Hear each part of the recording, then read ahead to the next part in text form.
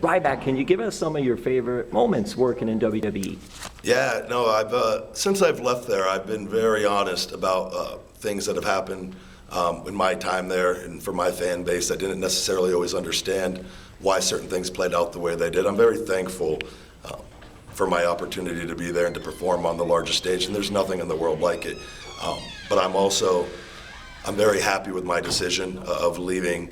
But when you're there, it's very rushed. But meeting the fans is always a very, very positive thing. And I know with social media, there's a lot of negativity on social media. But in person, I've never met a bad fan. And when you see how important this stuff is to kids and families, it's bigger than just us. It's something that wrestling, whatever your feelings on it are, it's cool to see that people have memories through you and being on that platform that they provide. You know, Vince is one of a kind on that. I don't always agree with him on things, but the platform that they have, it's cool to be able to touch people one way or the other. But I'm glad, for me, the best thing is they actually get to know the real me now. Through my podcast and other things, I have a little more control over the persona they see. I'm going to mention something, and it was really cool. And I hope it was cool for you, because it happened right here in Miami.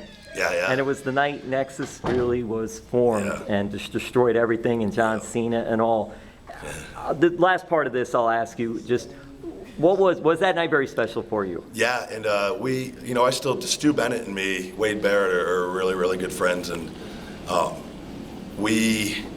when we were out there, I think we were under so much pressure because we were told we would be fired if we did not do that exactly as it needed to be done. But that was one of those rare moments where a group of 8 guys were all on the same page, and we went from competing against each other to becoming one in one night.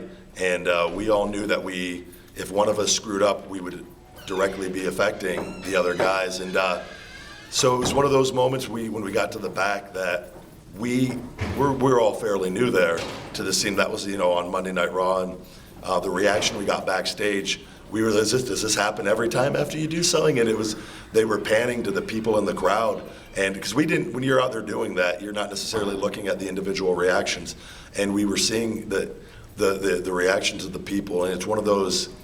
It's really cool to be a part of it. I'm very thankful that I got to share that with those guys. Feed me more.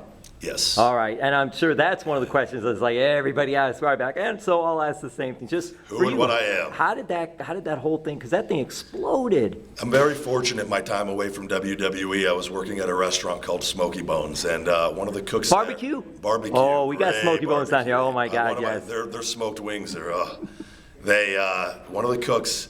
I would eat all the time while I was there, and one of the cooks didn't speak good English, but he would always feed me more, and I told him, I go, I'm going to use that one day, I go, because that's how I live my life, and to me, it's just a way of waking up hungry, and being thankful for things, but staying hungry, and it was one of those moments I hadn't said it in a bit, and I hadn't said it at all, and then when on TV, I just had a moment where I said it, and it just subconsciously came out, but I meant it for competition, and it was one of those cool moments that when I got to the back, Road Dogg came up to me and he goes, "Where'd you get that from?" And I said something. He told him kind of I had it back years ago, and it was.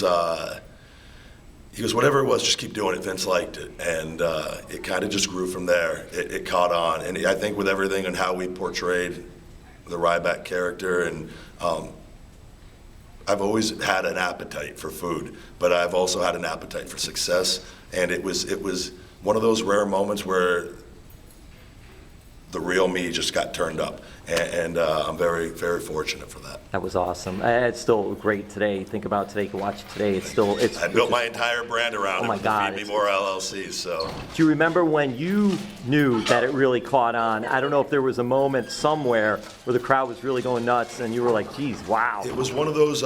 So when I when I first debuted as Ryback, I was doing these arm taunts, but I wasn't saying anything with it, and it was something from one of the Jean-Claude Van Damme movies.